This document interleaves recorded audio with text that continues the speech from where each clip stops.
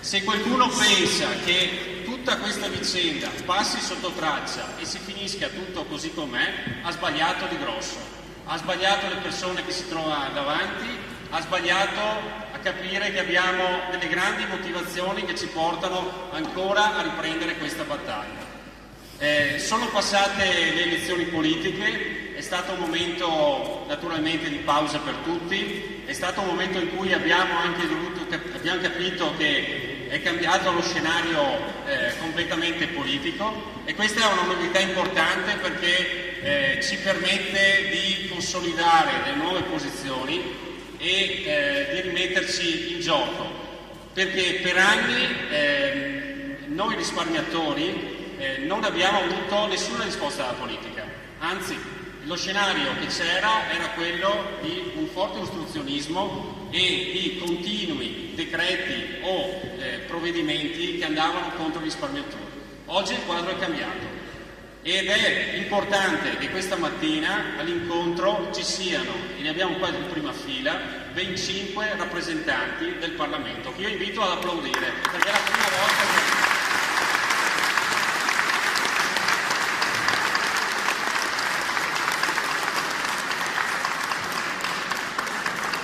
Ringrazio della presenza Dario Bond, Raffaele Baratto, che comunque si è sempre occupato, e tante iniziative come questa le ha organizzate anche lui a Pederobba. Ringrazio Alvise Maniero del Movimento 5 Stelle, Raffaele Modini del Movimento 5 Stelle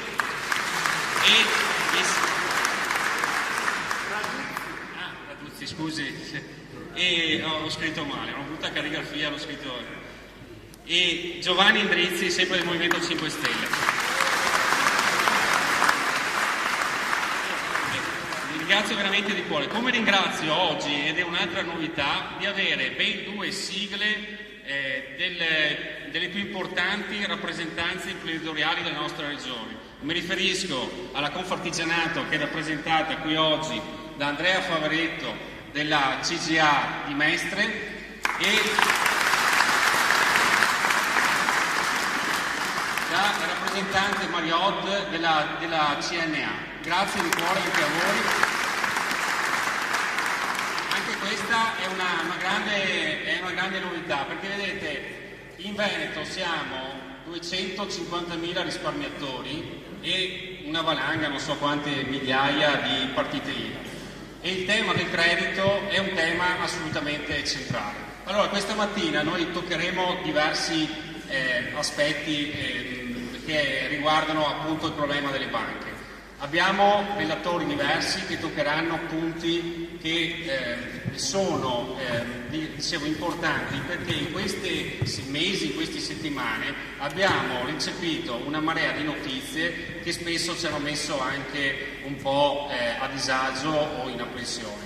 Parlo intanto del passaggio dell'inchiesta del processo che riguarda il Veneto Banca dopo 3 anni, da Roma a Treviso, con tutte le cause, con tutta la possibilità che poi col passare del tempo ci sia la prescrizione dei reati in questa materia, e quindi che tutto passi come all'italiana, sempre così, senza che ci siano degli inconvenienti. C'è il problema grosso degli NPL. Ho visto in questi giorni anche i sindacati dei bancari che si sono sollevati, perché sugli NPL si può essere un'altra truffa, cioè c'è chi vuole andare a comprarli al 20%, quando invece tenendoli all'interno delle banche ci sono report che ci portano a dire che si possono recuperare anche il 40% degli NPL.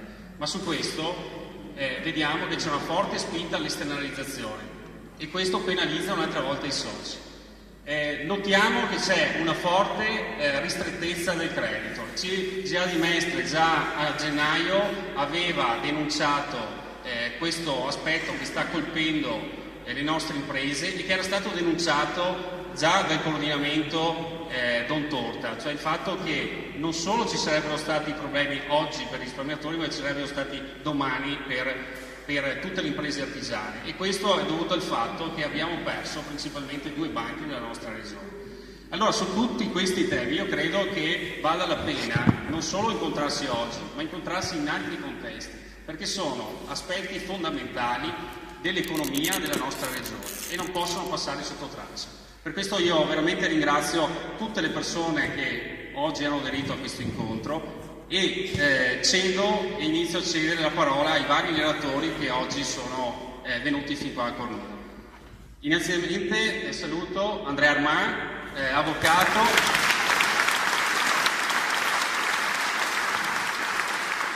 che si sta occupando anima e corpo ormai da 2 anni e dà voce ai risparmiatori di questa regione.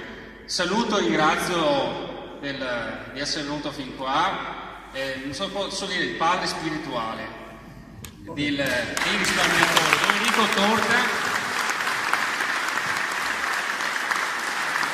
perché la vicenda delle banche è anche ed è soprattutto una questione etica, perché spesso sento il Papa parlare che l'economia non può andare contro l'uomo. Beh, io credo che questa vicenda dei risparmiatori del Veneto, la finanza è andata contro l'uomo, passando sopra migliaia di risparmiatori. Ringrazio Andrea Favaretto della CGA di Mestre, qui presente, la presenza. Antonio Guadagnini, consigliere regionale, un politico che si sta occupando da tantissimo della portata, se c'è una commissione d'inchiesta a livello regionale è merito suo. Ed ultimo il professor Scarano, analista finanziario e esperto di NPL. Ecco, oggi saranno loro i relatori. Arriverà più tardi anche l'avvocato Fadalpi e parleremo invece della questione della prescrizione, della possibile prescrizione di reati e tutte le difficoltà che ci sono col trasferimento del processo su Veneto Banca dopo 3 anni, ripeto, e qualcuno insomma ci sarebbe da mettere qualche dubbio su questa tempistica che forse non è nemmeno casuale, con tutto il rischio che poi appunto ci sia un colpo di spugna per chi poi vi ha truffato. Allora io passo subito la parola inizialmente a Don Enrico Torta per un saluto. Prego Don Enrico, vengo lì sul microfono, facciamo prima visto lì.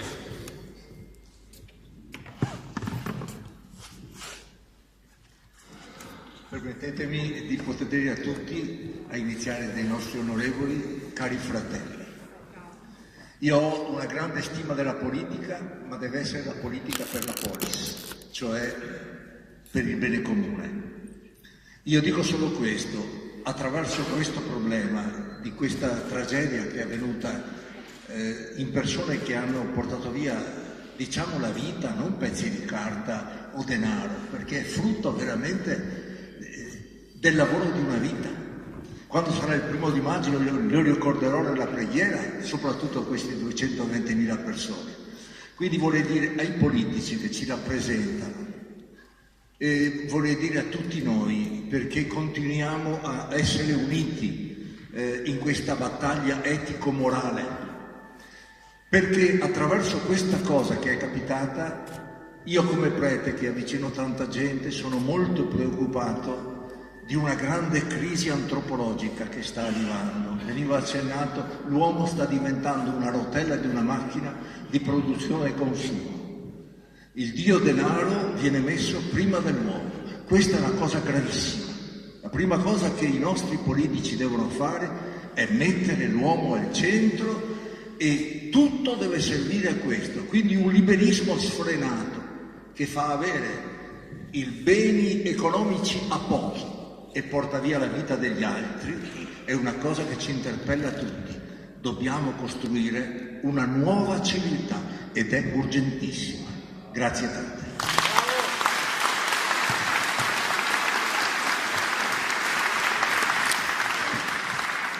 Grazie Don Enrico.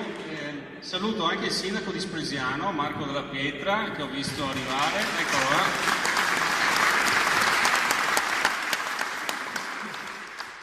E il consigliere regionale Simone Scarabè dei 5 Stelle, grazie di cuore. E mi dicono stamattina abbiamo anche il Financial Times, quindi benvenuta la giornalista. Per capire cosa è successo in Veneto, vuol dire che se anche il Financial Times si muove, non siamo. Vuol dire che è successa veramente grossa. Prego, avvocato. Buongiorno a tutti e grazie. Questo è un grande incontro, un incontro importantissimo. Ringrazio l'organizzatore, il sindaco del Cornuda, sempre al nostro fianco, tutti presenti. E nella scaletta che ci siamo suddivisi, io tratterò un argomento che è di attualità in queste giornate, l'argomento del cosiddetto fondo di ristoro per i risparmiatori. Tratterò di questo argomento perché molti hanno chiamato il coordinamento, molti hanno chiamato anche altre associazioni per avere delucidazioni su questa iniziativa del governo. Voi sapete che la posizione del coordinamento è una posizione critica nei riguardi del fondo, posizione che avevamo manifestato già nei primi giorni del mese di dicembre 2017, ancor prima che venisse approvata la legge, ma nel momento in cui era stato reso noto il cosiddetto emendamento Santini, che di fatto ha superato gli emendamenti presentati dalle associazioni dei risparmiatori, tra cui noi e l'associazione con la quale l'avevamo presentato, noi che credevamo nella Banca Popolare di Vicenza, emendamento che poi sciaguratamente è stato fatto proprio dal Parlamento ed è diventato legge. Su quell'emendamento noi avevamo già mosso delle critiche, ripeto, agli inizi del mese di dicembre 2017 e la struttura del decreto è rimasta invariata. La critica era stata portata anche al presentatore, l'onorevole Santini, del gruppo parlamentare del PD, il quale nel corso di una trasmissione tenutasi a Padova presso la sede di TV7 aveva garantito che vi sarebbero stati degli interventi sulla legge che avrebbero permesso l'accesso a tutti i risparmiatori. E quella promessa non è stata mantenuta. Oggi ci sono delle associazioni che noi definiamo filogovernative e loro si sono un po' risentiti di questo nostro aggettivo, che sostengono invece la bontà di quel fondo dicendo è un'iniziativa buona e valida e da tutti è permesso di accedervi. Ed insistono perché questo governo, che è un governo di fatto scaduto perché vi sono state le elezioni, emetta, produca i cosiddetti decreti attuativi, cioè quei provvedimenti ministeriali necessari a dare attuazione alla legge approvata con la legge finanziaria di fine anno. Noi ci siamo permessi di sostenere ancora la necessità di rivedere quella legge e addirittura il Movimento 5 Stelle ha invitato ufficialmente con pubbliche dichiarazioni fatte in Parlamento il ministro Padoan e il sottosegretario Barretta ad astenersi dal provvedere su questa delicatissima materia. Perché? Perché si può fare meglio. Allora, quel decreto, quella legge, è una legge che noi critichiamo per una serie di ragioni, ma la fondamentale è quella che, a nostro avviso e ad avviso dei consulenti giuridici che abbiamo interpellato, quella legge non consente l'accesso al fondo a tutti i vecchi risparmiatori, perché essa precisamente recita che sono ammessi al fondo solo coloro che hanno una condizione particolare ed è chiaramente individuata. E quindi il punto non è stato superato. Ieri è stata diffusa una nota dell'associazione Zelino Terzo da Onara dove loro sostengono la bontà di quel fondo e dicono che la nostra critica è infondata. Allora a noi non piace andare in polemica e noi non facciamo questa attività per polemizzare con le altre associazioni. Noi facciamo la nostra attività nell'interesse dei risparmiatori e riteniamo in scienza e coscienza che quella legge non faccia l'interesse di tutti i risparmiatori. Quella è una legge mal fatta e, al di là che sia una legge dello Stato a cui noi dobbiamo rispetto, i decreti attuativi, secondo noi, non sono di competenza di questo governo, per una serie di ragioni chiarissime. Al di là che la legge sia mal fatta o meno, perché tanto il punto è insormontabile, noi abbiamo esposto in 1000 maniere, con 1000 scritti, la nostra posizione. Ieri è arrivato il primo scritto, diciamo, da controparte, che invece sostiene una tesi differente, però senza dimostrarla. Ma il punto nodale non è solo questo, perché poi sul piano dell'interpretazione, specialmente per voi che non siete tecnici del diritto, è difficile in una pubblica assemblea dimostrare chi ha ragione. Però su un punto nessuno ci può dare torto. Ci sono state le elezioni. Nelle elezioni il partito delle banche, il PD, ed i rappresentanti locali delle banche, onorevole Santini, senatrice Puppato, onorevole Barretta, sottosegretari, sono stati bocciati.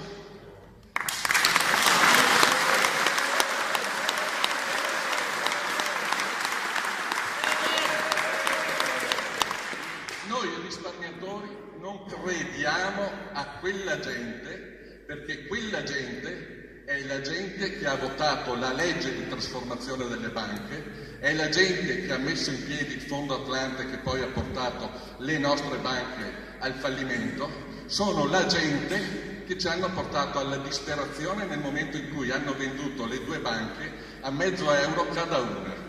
Noi a quella gente non diamo più la nostra fiducia.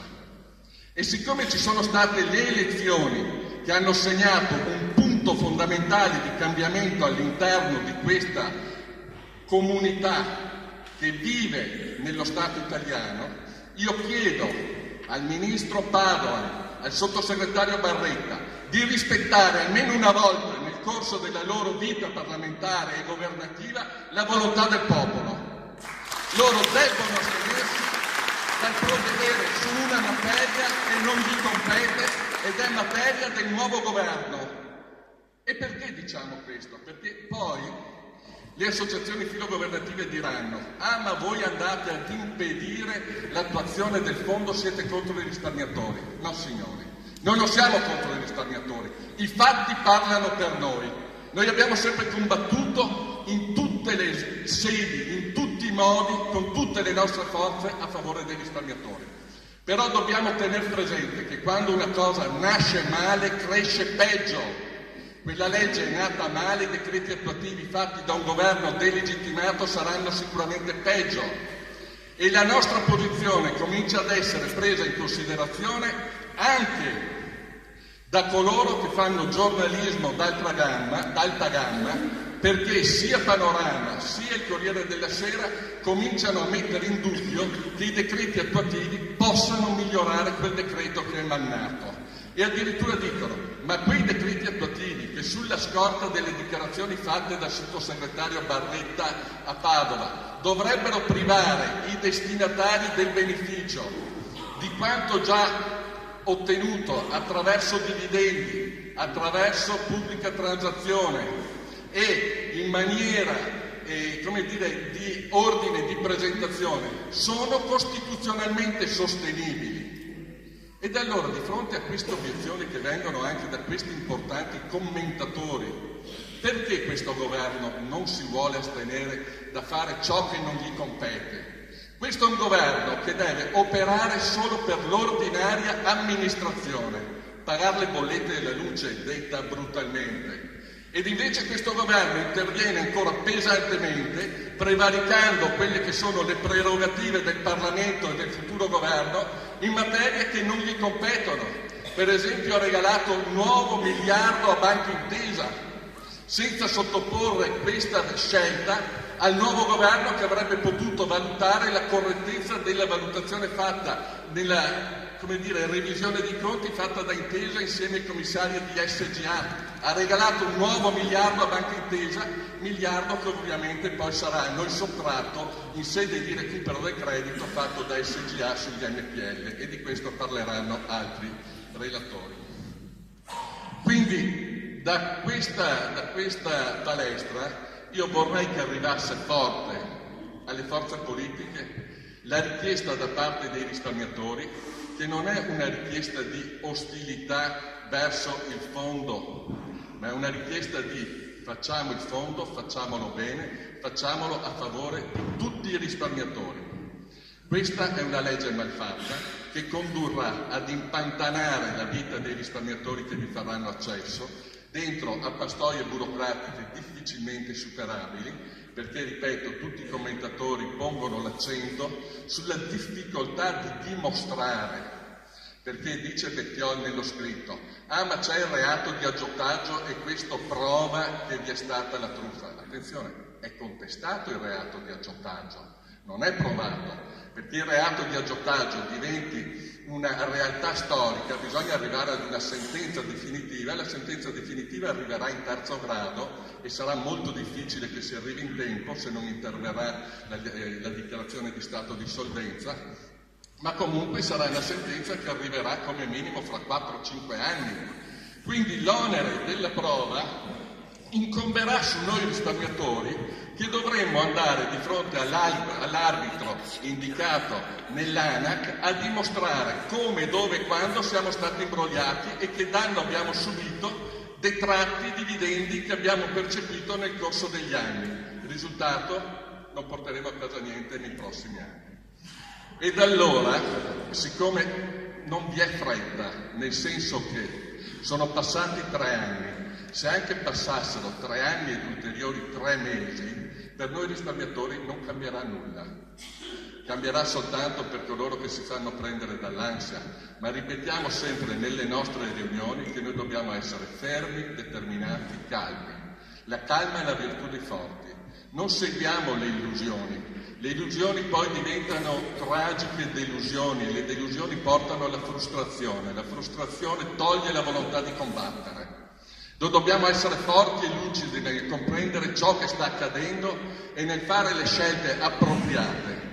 Oggi la politica, quella politica che noi abbiamo contribuito ad eleggere, ha la possibilità di cambiare la storia per i risparmiatori, ma non solo, ha la possibilità di cambiare la storia per tutta la nazione, perché deve essere cambiato il meccanismo di sudditanza della politica alla finanza, meccanismo che ha portato noi risparmiatori alla disperazione, quel meccanismo che ha condizionato il governo Renzi e la sua costola che si chiama governo Gentiloni a prendere decisioni che sono tutte in danno dei risparmiatori, del territorio veneto, dell'economia del Veneto. E vi ringrazio.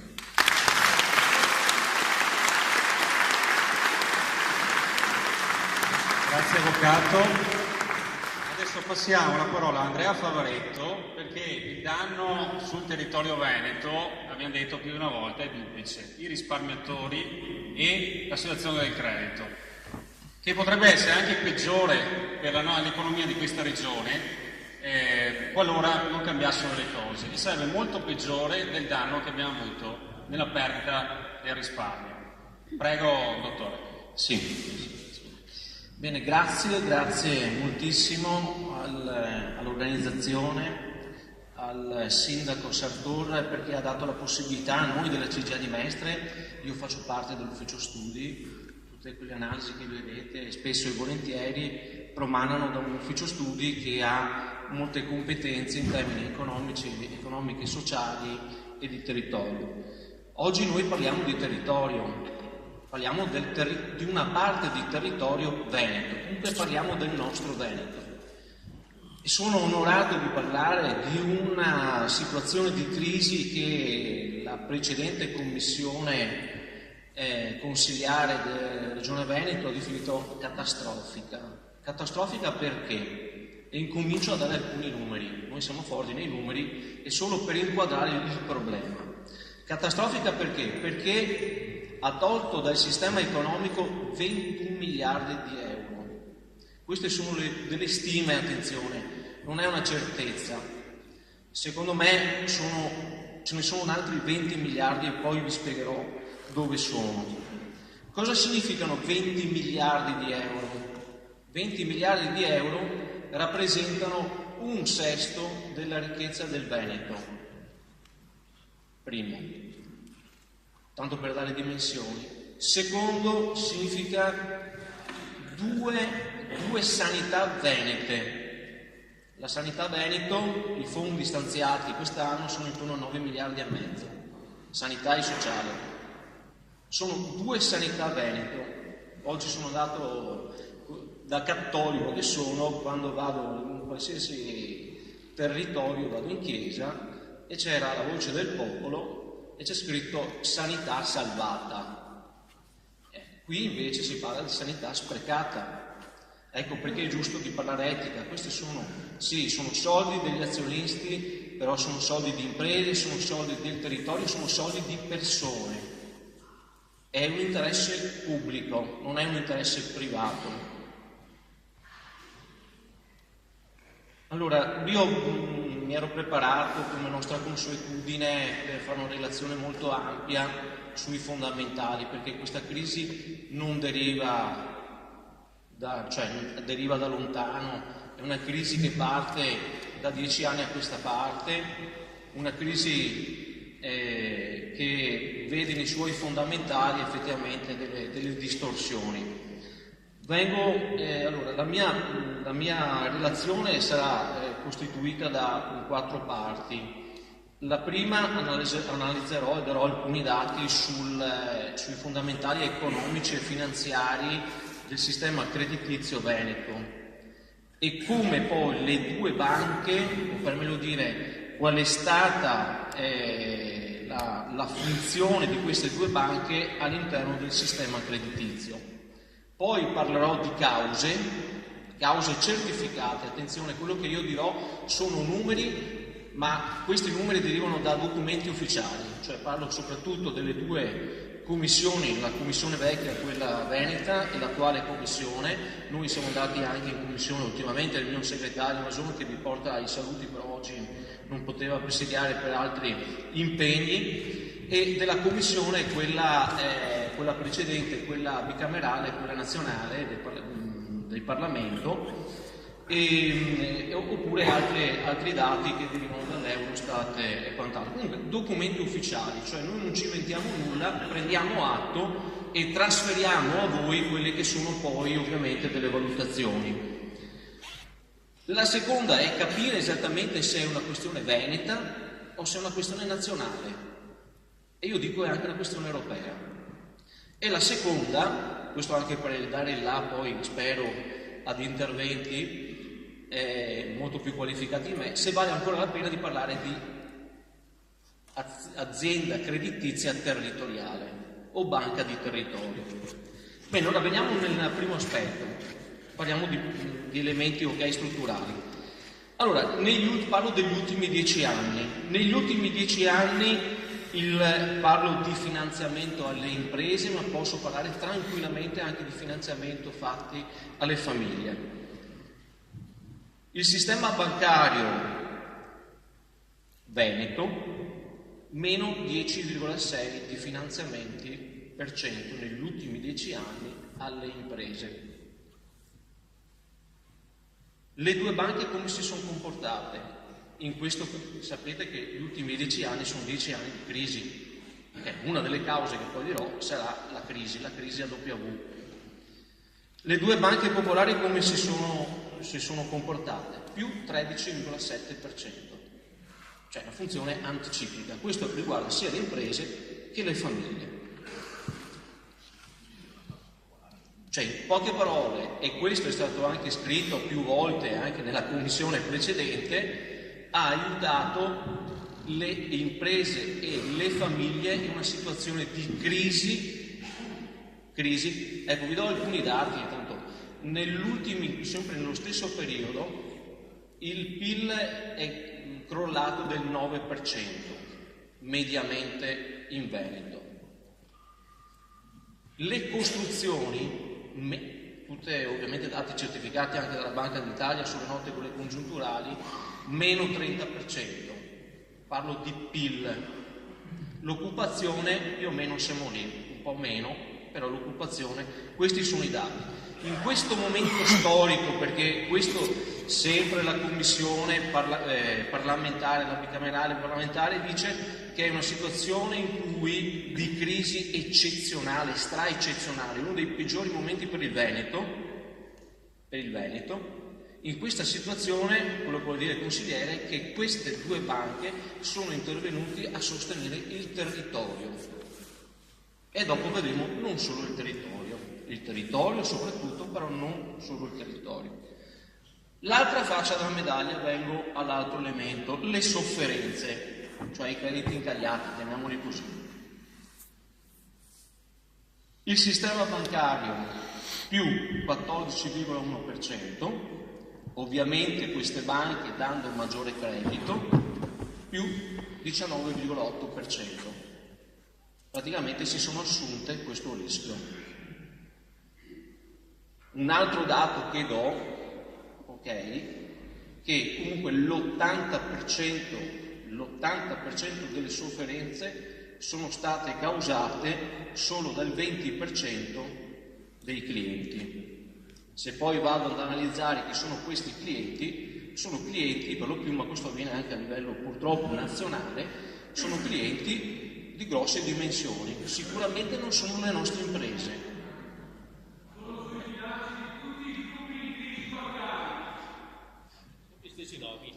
Bene, ecco, questo è solo per dare un inquadramento, ok? Cioè situazione di crisi molto molto forte, intervento da parte delle banche a sostenere il tessuto economico e sociale del territorio. Le cause, come voi vedete qui c'è una parte della commissione, le cause sono molteplici.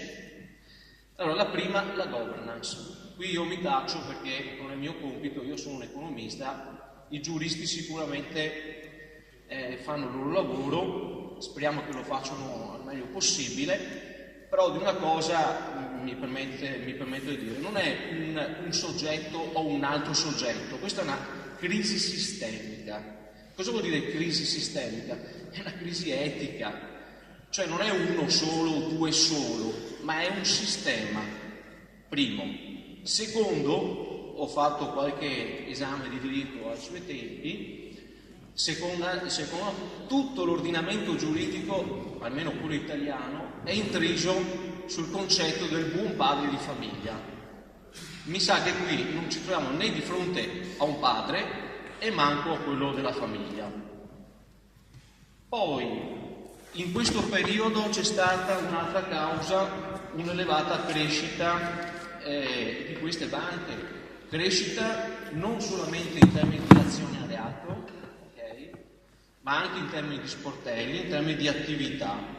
Poi vedremo che, o comunque ve lo anticipo già, molte delle attività che sono state fatte ultimamente non sono state fatte nel territorio, ma sono state fatte fuori territorio, snaturando il vero concetto di banca territoriale, il vero motivo per cui queste sono state costruite e costituite. Poi la vera motivazione poi è stata quella della poi invece c'è stata un'ulteriore caduta, cioè qui da noi, avete presente la W, ci siamo trovati in una situazione di recessione a W, dove tutto è nato nel periodo 2012-2013, quando si credeva che ci fosse subito una crescita anche abbastanza sostenuta, questi erano i fondamentali, invece purtroppo c'è stata un'altra decrescita, e quello diciamo che è l'elemento principale. Poi c'è stata ovviamente, voi lo sapete già, una sopravvalutazione delle azioni, e queste comunque fanno parte delle cause primarie. Poi invece ci sono state poi un'altra ovviamente causa che secondo me è molto importante, cioè è quella effettiva del controllo da parte dei controllori, e qui mi taccio, parlo della Banca d'Italia piuttosto che della Consob. Ecco, l'avvocato prima diceva sì, è partita da lontano, è partita già nel 2013, c'è stata le prime circolari in cui già le azioni baciate cosiddette già si evidenziavano, e c'è stata semplicemente un'attività di richiesta di informazioni e comunque di risoluzione di quella cosa là, perché ovviamente andava a intaccare il capitale di vigilanza. Poi c'è stata soprattutto il cambiamento in corsa delle regole. Qui c'è stata una confusione totale. Dalla mattina alla sera le regole, quelle che praticamente sono la costituzione di questo nostro sistema creditizio, non solo veneto ma parliamo anche italiano, sono cambiate.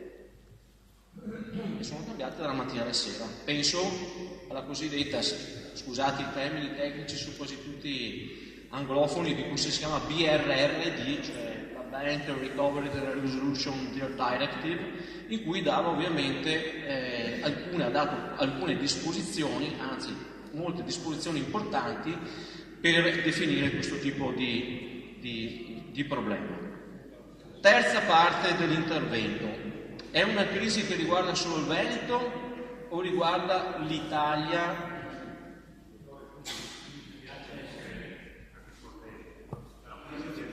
Parliamo dopo. Scusi, se tutti i 400, 500 che siamo qua anche di più alzano la mano, finiamo. Ecco, però dopo vedrà che c'è la possibilità di parlare. Quindi se tutti aspettano,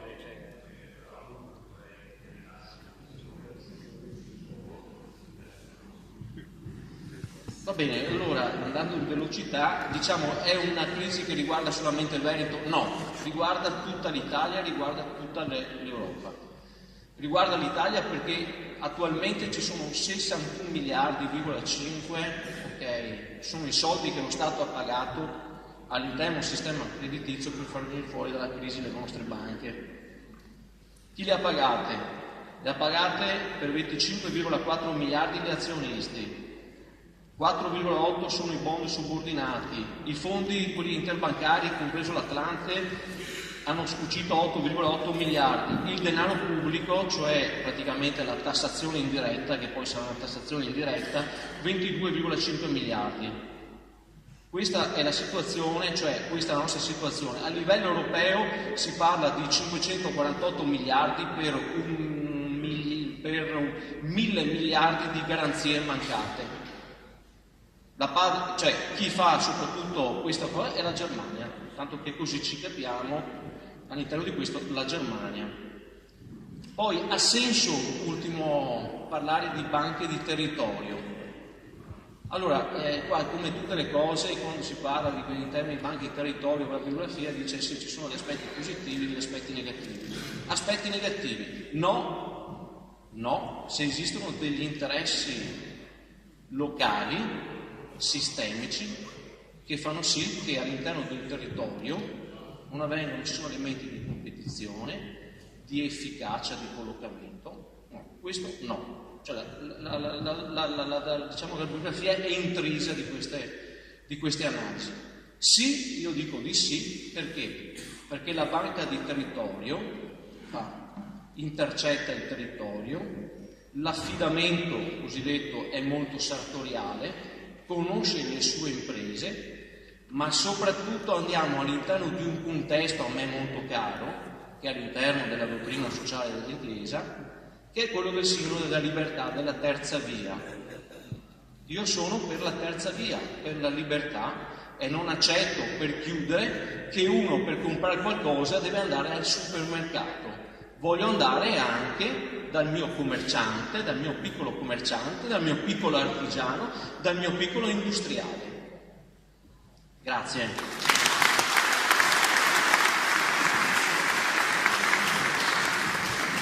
Grazie, dottor Favaretto. Ci ha raggiunto anche la consigliera regionale Giovanna Negro, che è presidente della commissione regionale d'inchiesta sulle banche popolari venete, tra l'altro da Verona se non sbaglio, quindi ha fatto anche un po' di strada per essere qua. Allora, i crediti deteriorati che fine faranno? I famosi NPL, a chi li regaleremo? Ecco, questa è un'altra sfida da lanciare alle istituzioni. È un problema che avete visto in questi giorni, anche i sindacati stessi delle banche pongono proprio per aspetti anche interni. Ecco, noi oggi ne parliamo con Alfonso Scarano, che è un analista finanziario indipendente, esperto proprio di questo settore, tra l'altro con molti articoli ripresi anche dal Sole 24 Ore, visto le sue dichiarazioni. Quindi grazie della presenza che ha dato. Grazie a voi tutti. In realtà non Il Sole, ma il Fatto Quotidiano, che su alcuni temi siamo stato molto più sensibile e preoccupato. Allora, i crediti deteriorati sono vecchie come le banche, cioè l'attività del credito implica che qualcuno non è in grado di rimborsare. E questo è normale da quando esistono le banche. Però, negli ultimi 10 anni, alcuni stimano di più, le banche si sono caricate di crediti deteriorati, caricati anche in maniera, come dire, furba, perché emergono tutti adesso e non è ragionevole questo dal punto di vista economico. Quindi sono stati seppelliti nelle pieghe dei bilanci scorsi. I bilanci scorsi delle banche avevano staccato pingui dividendi, eccezionali,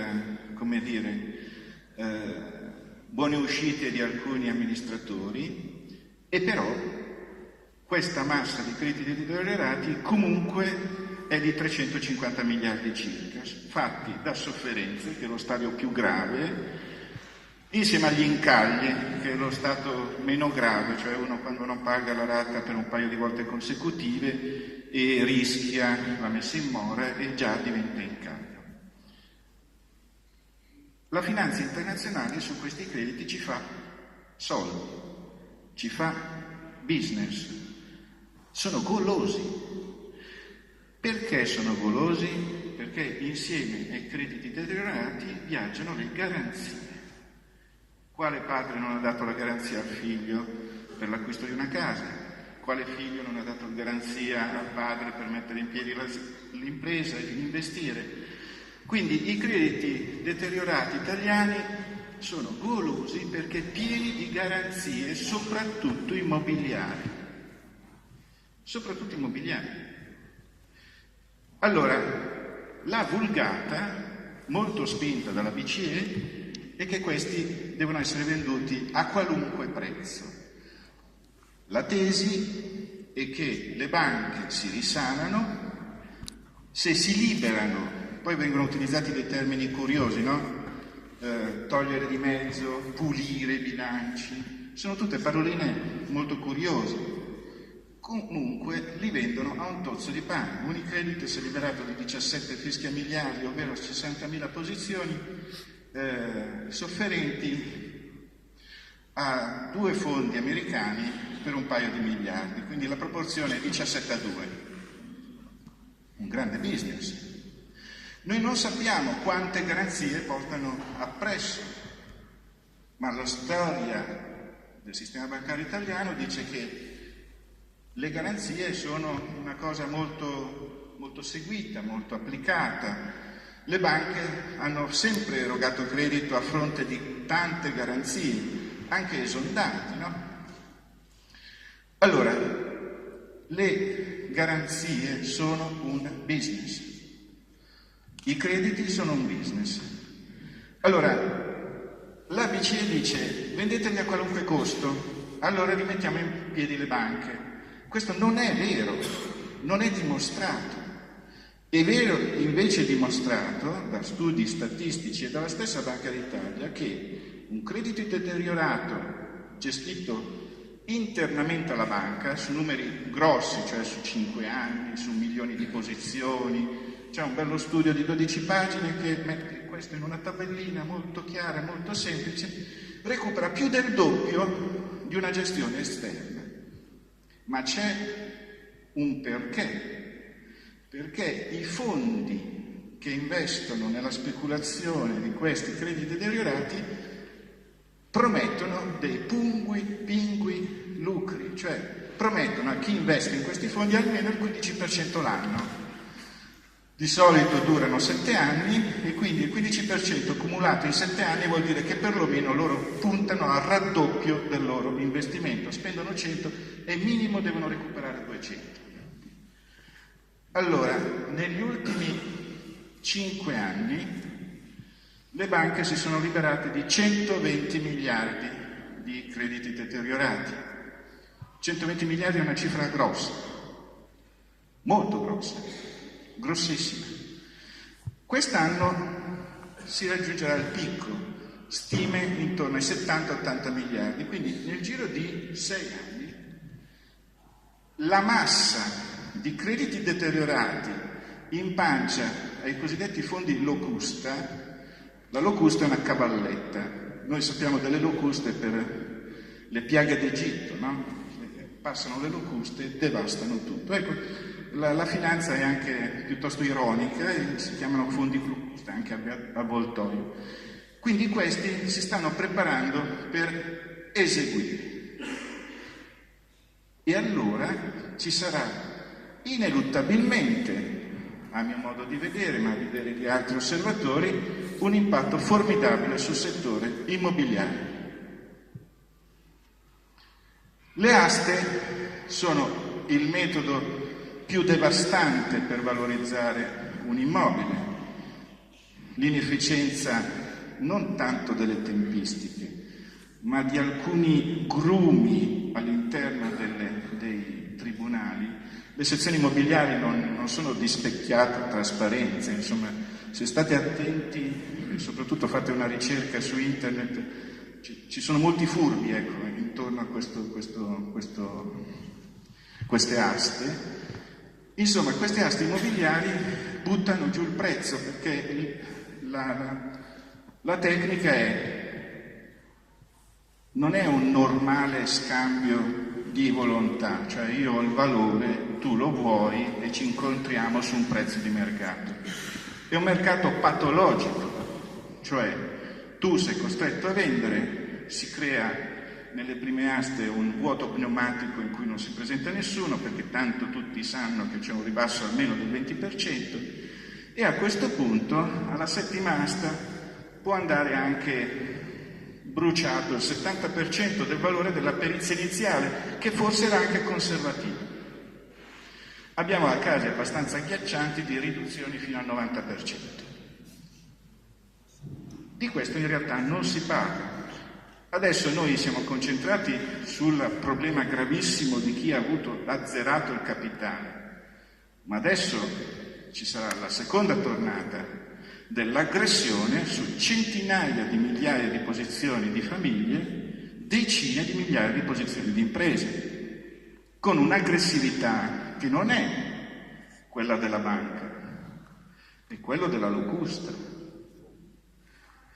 Quindi è particolarmente preoccupante la situazione, è un impegno molto gravoso del prossimo governo, c'è una convergenza, come dire, interessante del Movimento 5 Stelle e della Lega su questo tema delle banche. Questo potrebbe essere il pilastro di un'azione del governo, perché le banche sono il motore funzionante di tutto un sistema economico. Senza un buon sistema bancario l'economia non funziona. Allora, c'è anche un effetto secondario. Alle aste butteranno giù i prezzi e quindi ci sarà una ricaduta su tutto il tessuto economico. Noi abbiamo una ricchezza nazionale in immobili di 5.000 miliardi, 5 trilioni. Il 10% o il 20% di abbattimento dei valori su 5.000 miliardi vuol dire far fuori ricchezza nazionale per 1.000 miliardi, se è il 20% che va giù.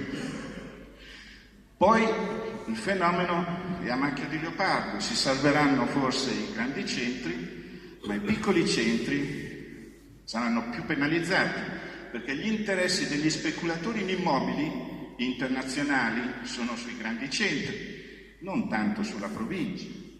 Quindi sarà ancora più complicata la situazione. D'altro canto ci sono delle leggi. Un giurista che scrive meravigliosamente bene, che ha commentato queste leggi che accelerano le procedure esecutive e che danno più strumenti alle aggressioni dei debitori, le giudicate inutili e dannose e pongono tutto un problema giuridico su cui poi gli avvocati si stanno approfondendo. Insomma, è una situazione piuttosto preoccupante. I sindacati si sono preoccupati Un mese fa c'è stato il convegno nazionale della Fabi, che è il maggior sindacato italiano dei lavoratori bancari, e ho presentato un lavoro che incita alla gestione interna dei crediti deteriorati. Questo è stato sposato dal sindacato. Vediamo quali sono le condizioni. Già Banca Intesa ha capito subito il suo obiettivo: vendere il più presto possibile 10 miliardi di crediti deteriorati all'ammasso. Si stanno in questi giorni mettendo d'accordo con un fondo speculativo olandese. È una vera battaglia. Qui abbiamo delle memorie storiche, adesso mio nonno era un ragazzo del 99 e dalla profonda Puglia è venuto qui e non ha mai raccontato cosa è successo. Diceva: la guerra è brutta, brutta, brutta. Qui effettivamente è una terra di resistenza e questo sarebbe molto bello che accadesse su questa nuova guerra finanziaria.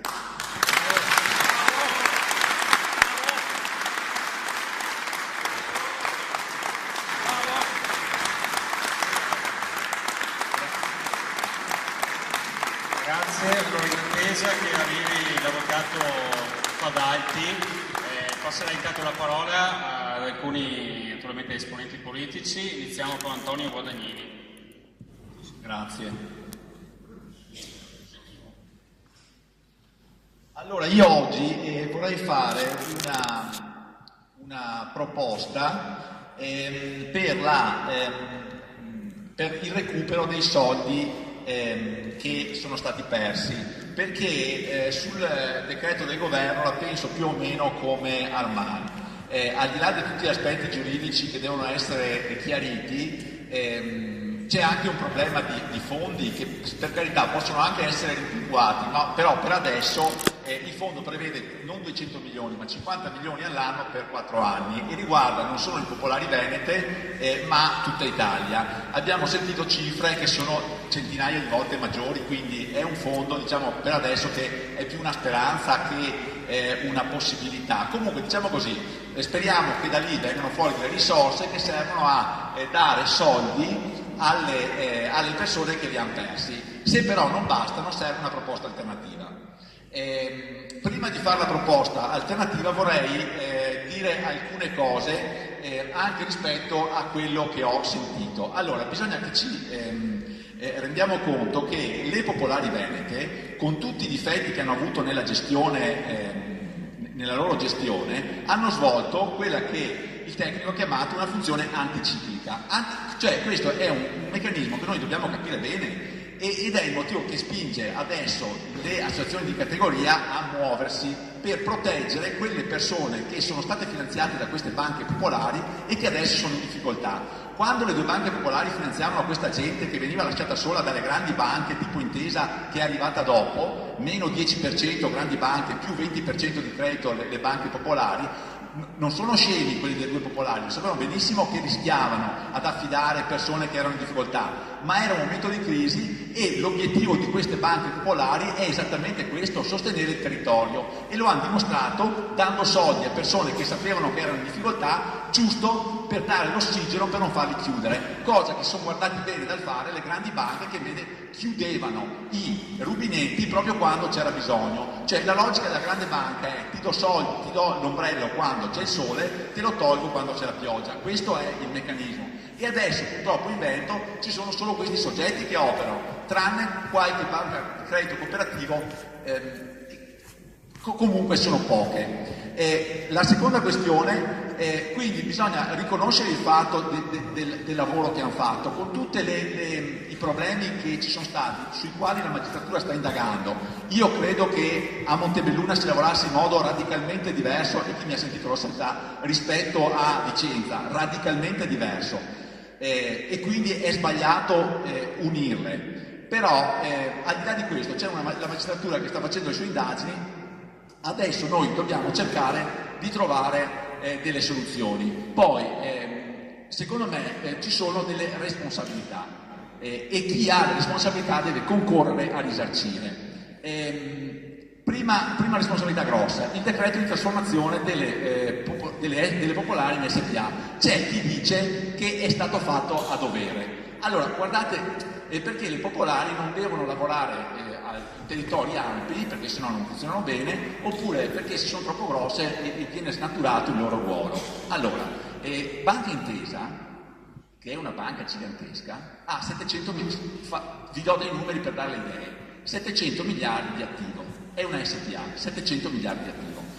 La più grande banca popolare, cioè non gestita come una SPA, ma come le popolari che c'è al mondo, si chiama Crédit Agricole, che ha 2.000 miliardi di attivo, 2.000 miliardi, cioè è 3 volte più grande della più grande banca italiana. Non so se 3 volte più grande, ed è popolare, funziona benissimo.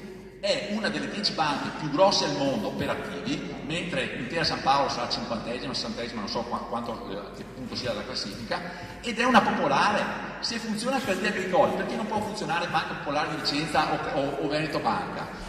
Hanno un meccanismo di gestione che è praticamente uguale. Quindi l'idea di dire in Italia ci sono delle popolari troppo grosse, bisogna che le trasformiamo in SPA, è sbagliata. Tra l'altro è stato sbagliato il modo nel quale è stato fatto. La faccenda è stata anche impugnata, il Consiglio di Stato ha dato ragione a chi l'ha impugnata, poi la Corte Costituzionale ci ha messo una pezza, ma l'idea di impedire per esempio il diritto di recesso a chi era socio di una popolare e si trova socio di una SPA non sta né in cielo né in terra. Questo era un diritto che doveva essere garantito. L'idea di dire io posso quotare un ramo d'azienda e non il gruppo di controllo, cioè la cosiddetta holding intermedia, avrebbe consentito alle banche che si sono trasformate in SPA di quotare il ramo d'azienda, di trasformare in SPA il ramo d'azienda e di mantenere il sistema SPA al vertice. Avrebbe causato molti meno problemi. Proporre un decreto dalla sera alla mattina di questo tipo in una situazione di grande difficoltà come era nel 2015 è stato sbagliato, dovevano dare tempo alle banche di cambiare. Soprattutto era rivolto perché lo Stato ha fissato sto limite fantomatico di 8 miliardi, cioè le banche popolari che hanno più di 8 miliardi di attivo si devono, ma chi l'ha detto che 8 miliardi sopra gli 8 miliardi non posso esercitare l'azione bancaria come popolare? Se lo sono inventati, totalmente inventato. Potevano mettere 30 come a livello europeo, potevano mettere 20, 50, appunto Crédit Agricole a 2.000, hanno messo 8 miliardi. Perché ha messo 8 miliardi? Allora, la risposta ovviamente non c'è, ma io vi dico questo: delle banche che hanno più di 8 miliardi popolari in Italia, ce n'erano 6 già quotate, cioè erano popolari ma sono già quotate in borsa. Di conseguenza la crisi aveva già inciso profondamente nelle valutazioni del loro titolo, quindi erano già per terra, come le SPA, Unicredit che ha perso tantissimo, Intesa che ha perso tantissimo, eccetera. Guarda caso, le uniche 2 banche che non erano quotate sopra gli 8 miliardi erano Popolare di Vicenza e Veneto Banca. Quindi, secondo loro, i consigli di amministrazione delle 2 popolari dovevano andare in assemblea e dire: sapete cosa c'è? Adesso domani ci trasformiamo in SPA, dopodomani andiamo in borsa, l'azione vale 40 per Montebelluna, non siamo più verso Montebelluna, ma 60 a Vicenza, tra 3 giorni varrà 0,5, 0,6. Non preoccupatevi, il mondo va così. Cioè è ovvio che i consigli di amministrazione hanno cominciato a farsela sotto quando hanno detto ci dobbiamo trasformare e andare in borsa. Finora il nostro titolo è sempre cresciuto, dobbiamo andare a dire che nel giro di 2 mesi lo azzeriamo. Cioè hanno cominciato a impallidire, a perdere il sangue e bisognava farlo velocemente. Tutta questa roba qua è una roba completamente sbagliata che ha causato danni enormi. Soprattutto danni di fiducia, perché ci sono venuti a dire a gente che aveva i soldi anche depositati ma in azione: guardate che le vostre banche, siccome sono diventate popolari troppo grosse, non funzionano più, bisogna cambiare e fare veloci, anche se perderete tutti i soldi, non importa, adesso vale il principio della SPA, perché le SPA funzionano molto meglio. Guarda Monte dei Paschi di Siena come funziona, è una SPA, è perfetta. Tra l'altro un altro problema della SPA è che non c'è il capitalismo di relazione. Quando sappiamo bene che in Italia c'è solo quello. Le banche popolari non funzionano perché affidano agli amici e ai parenti, mentre le SPA no. In effetti De Benedetti, che è l'ufficio stampa del PD, non ha ricevuto soldi da MPS che gli ha dato 600 milioni di euro per fare un'operazione finanziaria sulle energie pulite che è andata a fallimento e non ha restituito 600 milioni di euro, pur avendone diversi miliardi. Quindi MPS, che non è una popolare, è una SPA, ha affidato, MPS è Galassia, sinistra, insomma, in Toscana comandava, almeno fino a poco tempo fa, comandava la sinistra. Una banca con un consiglio di amministrazione collocato politicamente a sinistra ha affidato l'editore di Repubblica e compagnia per 600 milioni di euro per un'operazione che è fallita, che ha mangiato 2 miliardi in tutto, e quello non è capitalismo di relazione, no? Ha fatto molti più danni con il capitalismo di relazione, il meccanismo delle SPA, a cominciare da MPS, che tutte le banche popolari del mondo messe assieme. Quindi anche questa è una scusa. Quindi quel decreto di trasformazione è stata una grande causa di fallimento. Un'altra causa di fallimento è stato come la Banca d'Italia ha fatto le indagini.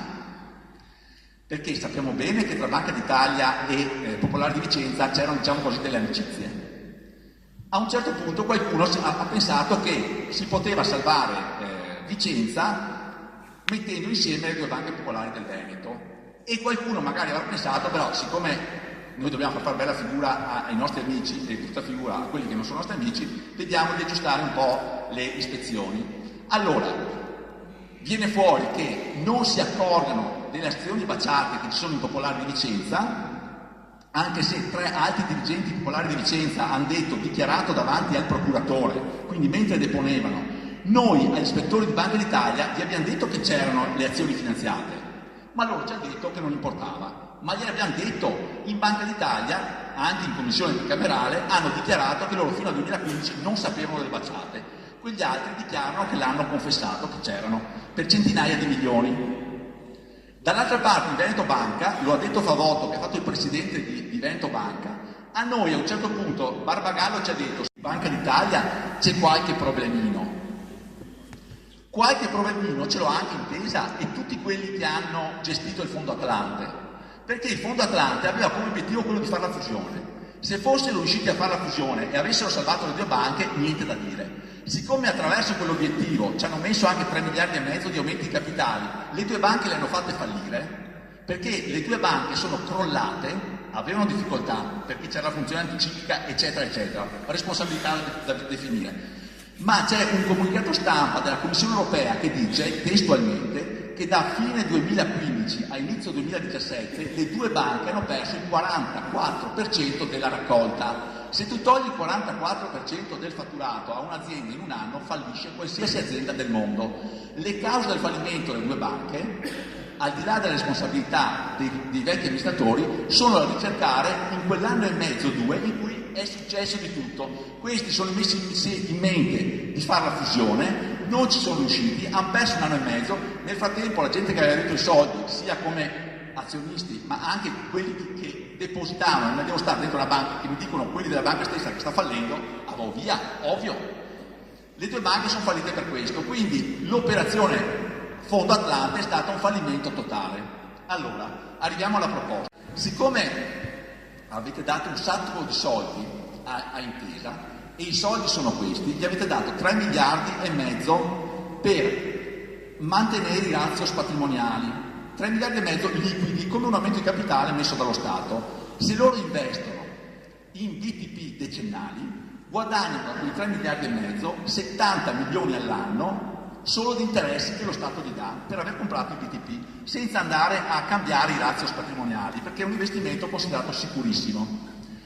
Hanno preso 1 miliardo e 300 milioni per prepensionare i dipendenti. Si diceva delle due popolari, invece hanno prepensionato quasi tutti loro. Io ne ho esperienza diretta perché ho un mutuo e so, e mi dicono che continuano a sparire gente che non viene ripiazzata dentro Intesa.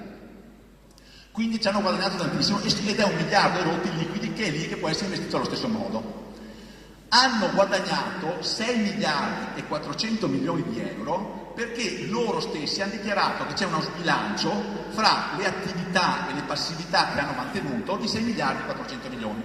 Siccome loro vogliono avere un bilancio in pareggio, giustamente, le attività erano 6 miliardi e 400 milioni meno delle passività, lo Stato gli garantisce crediti che devono essere rimborsati entro il 2021 per 6 miliardi e 400 milioni di euro.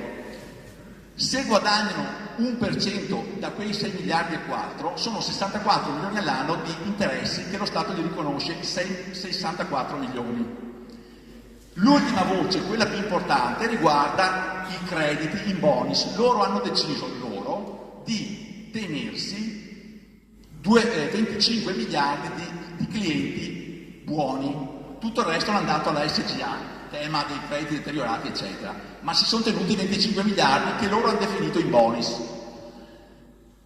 È ovvio pensare che almeno una resa netta di quei 25 miliardi, se no non sanno fare banca, ma loro lo sanno fare, ipotizzare che guadagnano l'1% netto fra costo della raccolta e quanto guadagnano, tra l'altro apro parentesi, sappiamo di persone che adesso vengono affidate con il 15%, il 20% di interesse passivo, c'è gente disperata che ha i conti dentro Intesa, conti ex Veneto Banca, ex Popolare Licenza, quindi siamo molto sopra l'1%, ma se noi diciamo tu da quei 25 miliardi guadagni almeno l'1% netto all'anno, vengono fuori altri 250 milioni all'anno. Fate la somma, arriviamo a 500 milioni. Quindi Intesa, senza fare il minimo sforzo, guadagna 500 milioni all'anno dalle due popolari venete, senza rischiare niente, fra cash che gli dà lo Stato e crediti in bonus che loro hanno deciso di tenersi. Allora, quello che io propongo è, noi non vogliamo perseguitare Banca Intesa, ci guardiamo bene.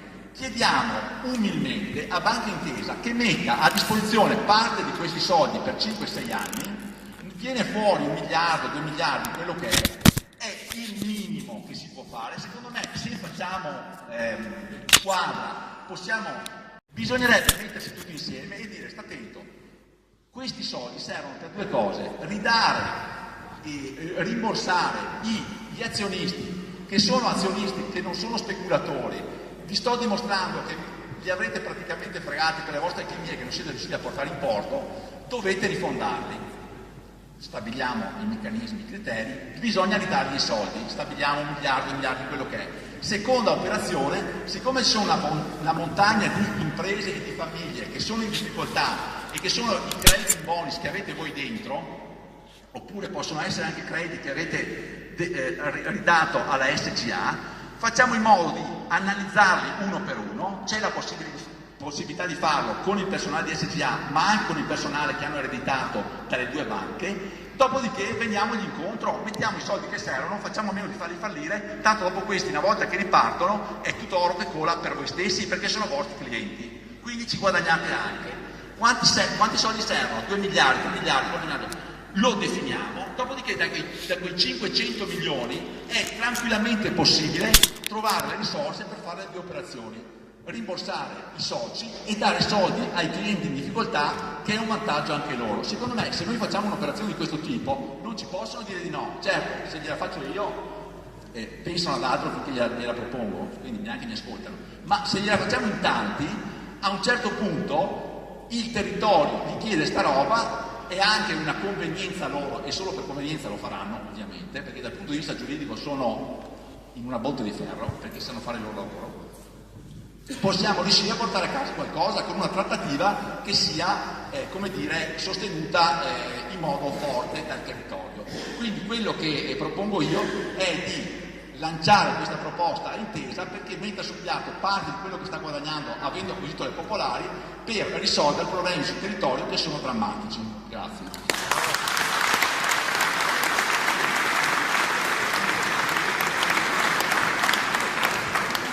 Avvocato Fadalti sul rischio della prescrizione dei reati.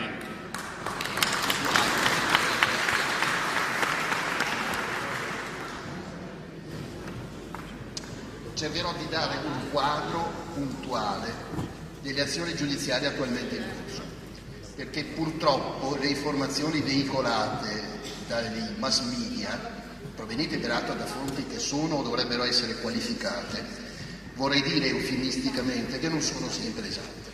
Cominciamo con dire subito che questo allarme per la prescrizione dei reati consumati e oggi contestati è un allarme infondato. In realtà, quando noi consideriamo che in relazione a quello che è già oggetto di indagine, il termine prescrizionale è almeno di 10 anni e valutiamo che i reati, buongiorno Don Enrico, e valutiamo che i reati sono stati consumati almeno fino all'anno 2015, dobbiamo dire tranquillissimamente che da oggi al 2025 i processi si possono fare e si può arrivare con un minimo di buona volontà anche ad un giudizio definitivo in Corte di Cassazione. In relazione a quello che è già oggetto di contestazione, perché ci sono sostanzialmente 2 procedimenti penali paralleli che riguardano le 2 diverse banche, Popolare di Vicenza e Veneto Banca, riguardano personaggi diversi ma in realtà a debiti sostanzialmente sovrapponibili, dei quali uno è già in fase di avanzata valutazione in sede di udienza preliminare, la prossima data è il 21 aprile di questo mese, per l'appunto il 21 di questo mese, e riguarda la Popolare di Vicenza. L'altro, per effetto di una dichiarazione di incompetenza per territorio, è arrivato, o meglio è prossimo ad arrivare perché l'incartamento fisicamente ancora non è a Treviso, e arriverà in Procura della Repubblica a Treviso. Consideriamo questo secondo troncone, visto tra l'altro che siamo con Nuda, quindi probabilmente l'interesse maggiore è su Veneto Banca. Si sono sentiti levare grandi lai di preoccupazione sulla impossibilità pratica di poter assolvere i necessari adempimenti per poter pervenire a giudicare in Treviso le vicende di Veneto Banca. Io mi permetto di osservare e di rammentare che, per esempio, in un tribunale non diverso per dimensioni rispetto a quello trevigiano, ovvero sia il Tribunale di Reggio Emilia, è in corso un procedimento del quale forse avrete letto sulla stampa, definito A. Emilia, con 131 imputati, molti dei quali oltretutto si tratta di vicende di criminalità organizzata, molti dei quali oltretutto in regime di alta sicurezza, e il processo sta andando avanti. Quindi quando io sento dire non ci sono le aule, non ci sono i magistrati, non ci sono i cancellieri, purtroppo temo di dover maliziosamente considerare che queste preoccupazioni sono da un lato infondate e per altro aspetto purtroppo posso ritenere anche strumentali. Il processo si può fare. A Treviso anni addietro venne celebrato il primo processo per il cosiddetto scandalo dei petroli.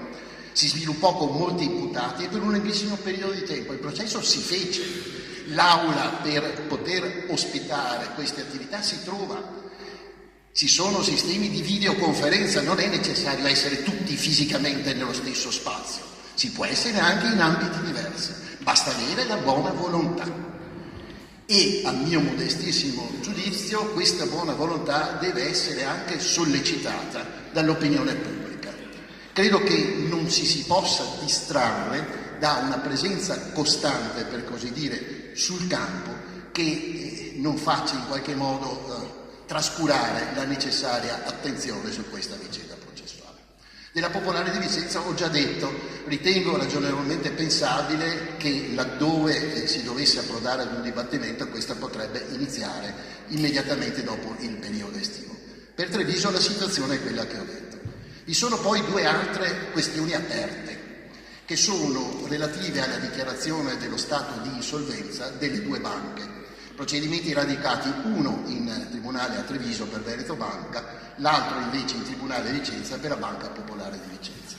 Devo spiegare il concetto perché effettivamente è di non immediata comprensione. Nel giugno dell'anno passato, essendo stato rilevata una condizione di dissesto o di rischio di dissesto delle 2 banche, per entrambe è stata decretata la liquidazione coatta amministrativa. Liquidazione coatta amministrativa che si sta svolgendo con le modalità sulle quali poi vi intratterrò brevemente, con modalità che in qualche termine sono anche estremamente opinabili.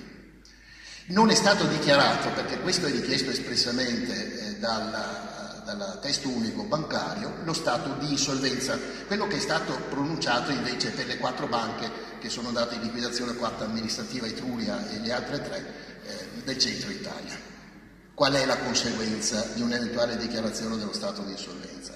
La conseguenza è che questo porta ad accertare necessariamente se sono stati realizzati reati fallimentari non soltanto da parte degli amministratori delle gestioni Zonin per la Banca Popolare di Vicenza e Consoli per Veneto Banca, ma anche di tutti coloro che si sono succeduti, per esempio il Fondo Atlante, sull'operato del quale io alcune riserve sinceramente l'avrei.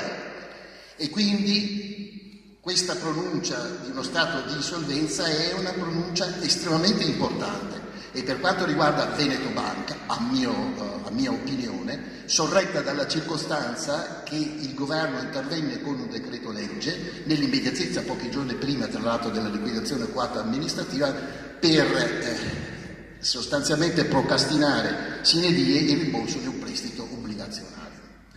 La prossima udienza in tribunale a Treviso per la dichiarazione dello stato di insolvenza è il 19 di aprile. La trattazione è affidata al presidente della sezione fallimentare. Io credo che sarebbe opportuno che nell'occasione fosse dato un segno di presenza, perché sono lieto di questo, perché sinceramente, e lo dico in modo molto chiaro, io ho qualche dubbio sulla distanza dalle parti. Lo so che stavo facendo un'affermazione molto seria, ma ne assumo la responsabilità. Qualche dubbio sulla distanza dalle parti del tribunale lo avrei, e quindi una presenza di coloro i quali sono interessati come risparmiatori e come cittadini ritengo sia estremamente opportuna.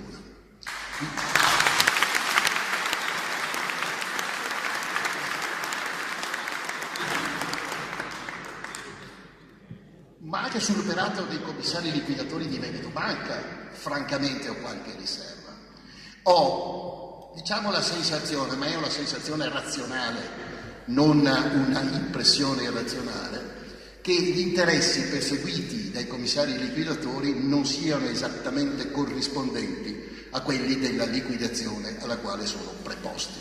E in questo senso mi sono permesso di sollecitare una raccolta di firme da indirizzare alla Banca d'Italia per chiedere la sostituzione dei commissari liquidatori, che mi pare che stiano operando in un clima di oscurità totale, laddove invece ci si sarebbe attesi e ci si deve attendere una assoluta linearità di comportamento e anche di valutazione da parte di chi non è all'interno della liquidazione medesima.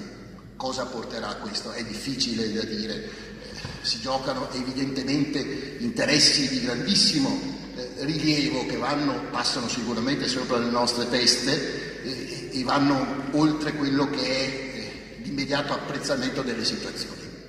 Tenete presente da questo punto di vista che Banca Intesa, che è stata coinvolta nel procedimento romano, vediamo se la cosa si replicherà anche a Treviso, perché la regressione dal giudice dell'udienza preliminare al pubblico ministero sostanzialmente azzera tutte le decisioni che sono state precedentemente assunte. Ma Banca Intesa era stata coinvolta nel procedimento romano perché il giudice del Tribunale di Roma aveva ritenuto di poterla investire di una responsabilità solidale con le persone tratte a giudizio ai fini del risarcimento del danno. Ha schierato un calibro non soltanto giudiziario ma politico di primissimo livello, perché Banca Intesa si è costituita in quel procedimento assistita da un ex ministro della giustizia, avvocato sicuramente di primissimo piano, che ha fatto un intervento tecnico ma sostanzialmente politico, perché l'argomento forte per chiedere l'esclusione di Banca Intesa dal coinvolgimento con il procedimento a carico di Trinca, Consoli e altri è stato sostanzialmente questo. Se non fosse stata fatta l'operazione che è stata realizzata, Veneto Banca avrebbe chiuso, i dipendenti sarebbero stati licenziati, i correntisti non avrebbero più potuto accedere ai loro fondi, perché questo era l'argomento reale, che è un argomento politico però, non è un argomento giuridico, perché giuridicamente le considerazioni, per carità, molto discutibili, molto complicate da farsi, possono anche essere molto diverse. Sostanzialmente, chiudendo questo mio intervento, augurandomi di aver fornito un quadro abbastanza esatto della situazione giudiziaria. Per quanto riguarda Veneto Banca, il procedimento penale a carico di Trinca, Consoli, Marcolin e gli altri è ora in carico alla Procura della Repubblica di Treviso, che deve esercitare nuovamente l'azione penale, ma in realtà si trova con un fascicolo completamente istruito. A differenza di quello che mi è capitato di leggere, non ha motivo per fare ulteriori atti di indagine, né anche su sollecitazione degli interessati è tenuta a svolgere interrogatori o quant'altro. Basta che faccia la richiesta di urgenza, ma deve farlo. Sempre per Veneto Banca, il 19 c'è il procedimento relativo alla dichiarazione dello stato di insolvenza e lì, ripeto, a mia opinione, sarà opportuno che ci sia una presenza fisica e che renda evidente che le storie di Veneto Banca, le malefatte di Veneto Banca, da quello che si può comprendere, non si sono esaurite con la gestione Consoli Trinca, ma sono continuate anche dopo. Per quanto riguarda la Popolare di Vicenza, vi è ugualmente un procedimento per la dichiarazione dello stato di insolvenza e l'udienza preliminare arriverà a completare la sua prima fase il giorno 21. Una prima fase perché per il giorno 21 è stato riunito anche un troncone di indagine che, per ragioni sulle quali non vi intrattengo, era finito in Procura della Repubblica a Milano. Però, posto che, come io ho sempre detto, la soluzione di questa vicenda è e rimane una soluzione politica, non una soluzione giudiziaria, ma non si può trascurare l'iniziativa giudiziaria, perché è quella che consente di tenere alta l'attenzione sulle disgrazie che hanno colpito molte persone e molte famiglie e di non far dimenticare che mentre c'era qualcuno, qui sto facendo un intervento che non è toccato intervento in senso lato politico, mentre c'era qualcuno che depredava i veneti, altri, la Banca d'Italia, la Guardia di Finanza, la magistratura, erano, per così dire, leggermente assopiti.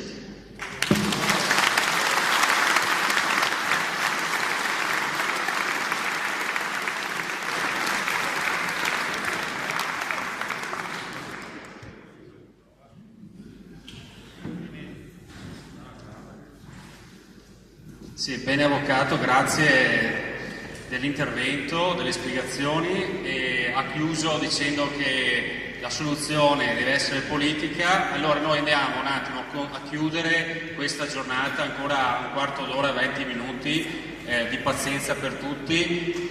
Volevamo raccogliere le impressioni da parte dei politici presenti, almeno uno per gruppo, e naturalmente della Presidente della Commissione.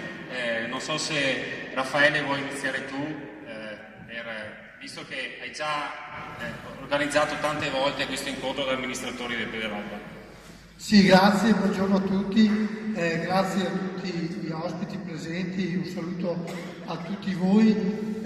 Io con Claudio e l'amico Armand ormai è da tempo che ci troviamo con queste iniziative, con queste manifestazioni davvero importanti per tutti noi che abbiamo creduto in queste banche, in questo territorio che ci abbiamo sempre creduto. Insieme all'amico Dario Bond, che anche lui con me a Roma, sul gruppo di Forza Italia, come abbiamo detto anche in campagna elettorale, credo che faremo di tutto e insieme, vedo anche degli altri amici onorevoli qui di 5 Stelle, faremo di tutto perché questo territorio venga riconosciuto in maniera seria e in maniera corretta, perché questo territorio davvero ha sempre dato e ha avuto un tradimento talmente grande, come diceva chi mi ha preceduto, che nella storia di questa società e di questo territorio, ma credo che nella storia italiana non sia mai davvero esistito. Io davvero voglio ringraziare l'amico Don Torta, che lui fin dalla prima ora ci è sempre stato vicino, e anche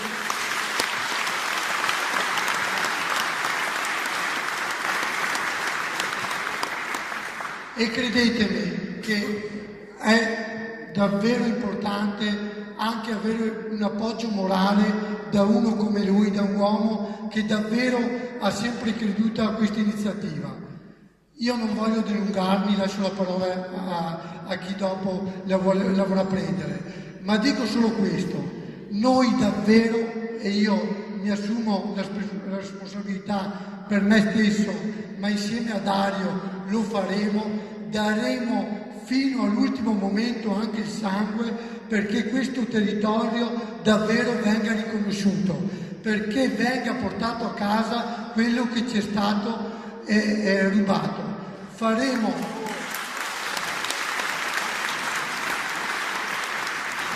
insieme a tutto il gruppo è l'intergruppo che giustamente Dario me lo ricorda, perché lui che di iniziativa sta prendendo l'iniziativa parlamentare. Allora io credo importante che questo territorio venga davvero rispettato, perché da risparmiatori che noi siamo sempre stati e tutti hanno creduto di esserlo, ci hanno passate degli azionisti per farci passare dei speculatori, e questo credo che sia ancora la frode più grande per chi ha risparmiato tutta la propria vita.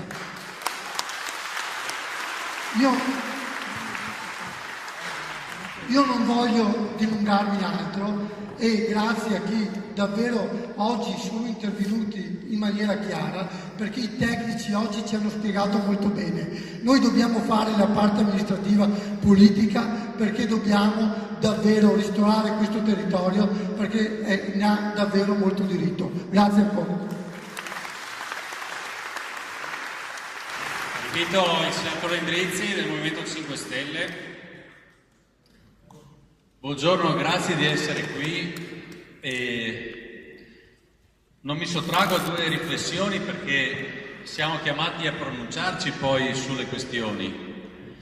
Io fatico a capire questa divisione tra chi ha comprato prima dell'entrata in vigore della normativa MiFID e chi ha comprato dopo, da chi ha comprato in banca e chi si è rivolto ad altri canali del mercato.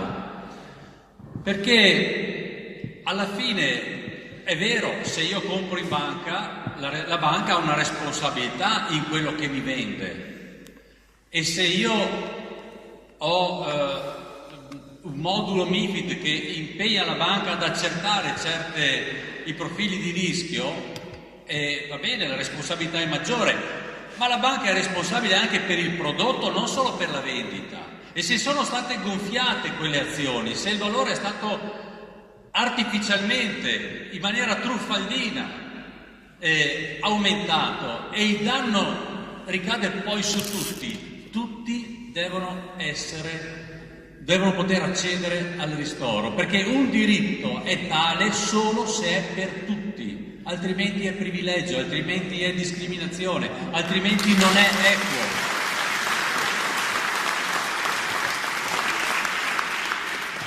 La responsabilità c'è comunque, è come se io per comprare una macchina andassi da un concessionario che mi dà garanzia perché c'è una legge che lo prevede, oppure vado da un privato.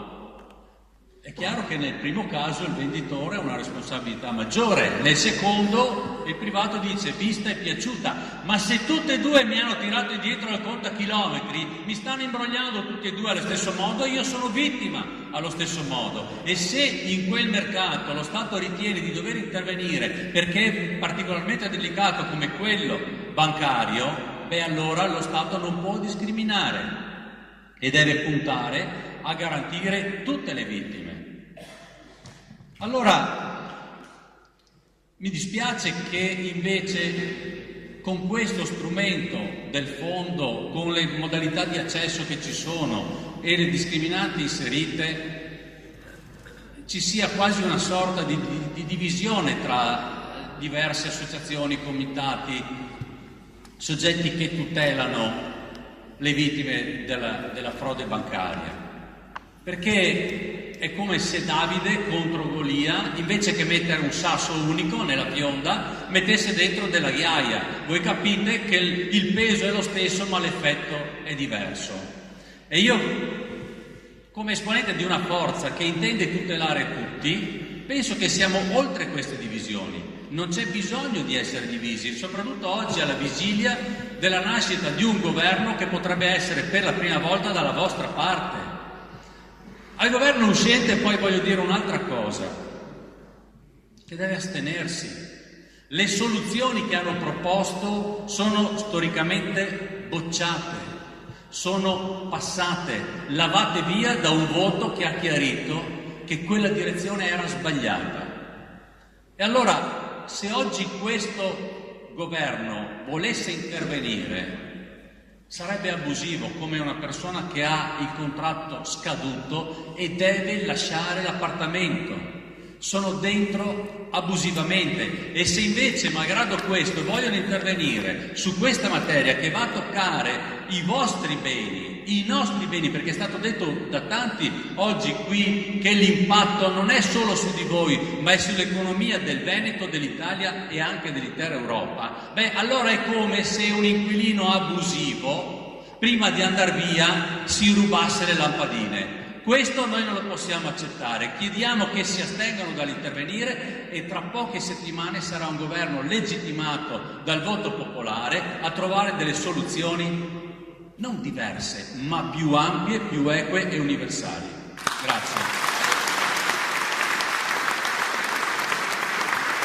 Grazie senatore, e lascio la parola all'ultimo intervento a Giovanni Negro, che appunto è presidente della commissione regionale d'inchiesta sulla questione delle popolari e del gruppo Veneto del Fare.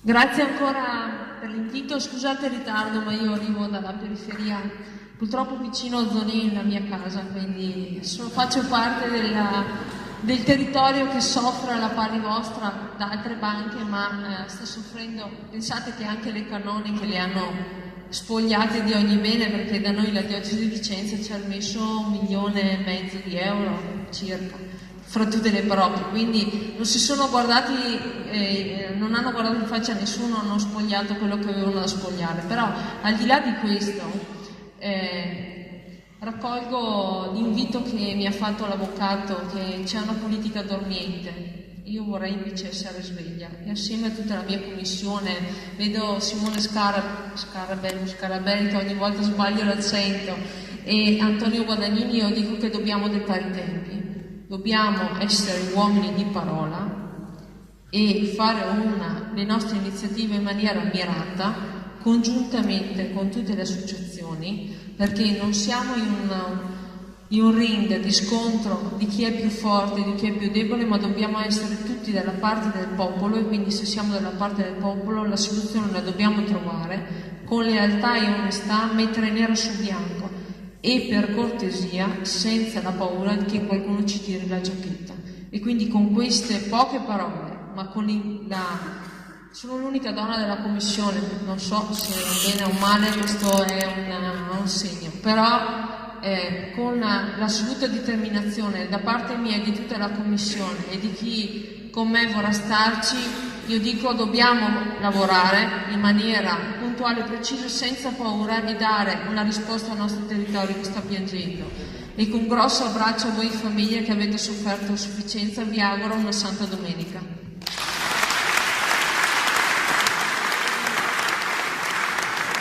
Allora, nel salutare anche, scusate, l'ho fatto prima, Ivan Polasco di Confabi, quindi oggi oltre a diversi politici abbiamo avuto, ripeto, anche tante associazioni di categoria, dal Confartigianato al CNA, anche la Confabi, perché il tema del credito è centrale al Veneto, è un tema centrale all'Italia. Abbiamo detto tante volte che con l'autonomia, col tema dell'autonomia dovevamo spingere il cambiamento istituzionale di questo paese. C'è il problema però del credito, che non è solo economico, è anche etico, e proprio del Veneto possiamo rilanciarlo, e credo che le forze in campo siano tante. Io concludo questa giornata ringraziando tutti gli intervenuti, voi risparmiatori, i politici, i tecnici che oggi sono venuti a Cornuda per darvi delle informazioni che spero siano servite, anche se magari non risolutive, magari sono solo un passaggio di un percorso che stiamo facendo. E faccio concludere però con un saluto all'avvocato Armand, perché la giornata di oggi è organizzata dal Comune di Cornuda, ma in collaborazione da sempre con il coordinamento Don Enrico Torta, che è l'unico coordinamento che si è prestato in maniera totale alle esigenze dei risparmiatori. Si diceva prima che ci sono tanti altri comitati, sono formati da poche persone, spesso sono motivi per un rendiconto personale. In loro io ho visto sempre qualcosa di diverso e per questo le ringrazio dell'azione sociale e della cittadinanza attiva che dimostrano con la loro attività. Grazie Avvocato e buona domenica a tutti. Grazie Sindaco, grazie a tutti voi. C'è la prima fase, quella antipatica ma necessaria per il nostro coordinamento, che voi sapete noi siamo l'unica associazione in Italia e probabilmente in Europa mendicante. Faremo passare, o troverete l'uscita, la solita cassetta per una modesta offerta che ci consente di proseguire in questa battaglia per la difesa dei risparmiatori. Voi sapete che contrariamente a tanti altri noi non chiediamo finanziamenti, non chiediamo tessere, non facciamo campagne di nuovi paletti o altre iniziative originali nel campo dell'edilizia. Noi facciamo il nostro dovere nell'interesse dei risparmiatori.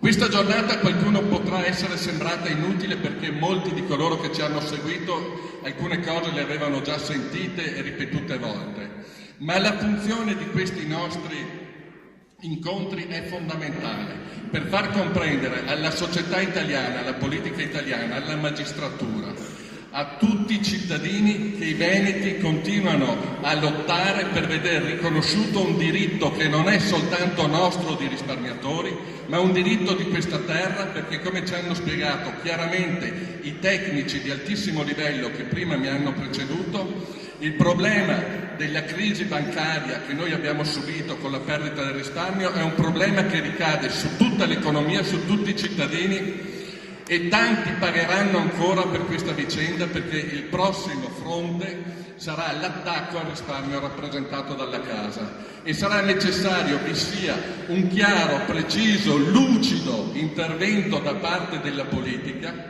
e noi ci mettiamo a disposizione per collaborare con tutte le nostre competenze per impedire che la vicenda delle banche diventi il detonatore della prossima aggressione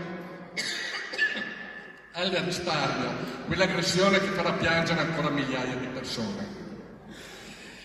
Avete sentito dall'Avvocato Fadaldi che il 19 c'è un momento molto importante in Tribunale di Treviso, perché sarà discussa l'istanza promossa proprio da noi risparmiatori del coordinamento affinché venga dichiarato lo stato di insolvenza di Veneto Banca.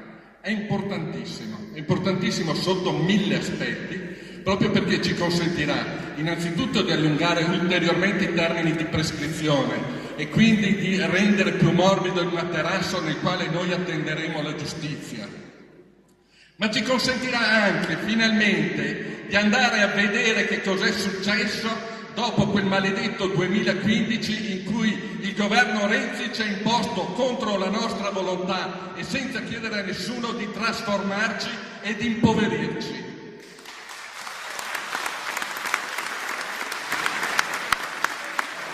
Dovremo essere presenti numerosi davanti il Tribunale di Treviso il 19 mattina per far comprendere anche ai magistrati, che sono persone oneste, che la vicenda delle banche è una vicenda che deve trovare giusta giustizia, e uso il rafforzativo perché talvolta capita che la giustizia per una serie di fattori indipendenti possa non essere davvero giusta. Questa volta nel Veneto, in Italia, noi dobbiamo perseguire giustizia e verità. La nostra forza, la nostra unione è fondamentale. Non ci preoccupano coloro che fanno le riunioni parallele alle nostre, facciano ciò che credono. I risparmiatori sono qui, noi siamo i risparmiatori.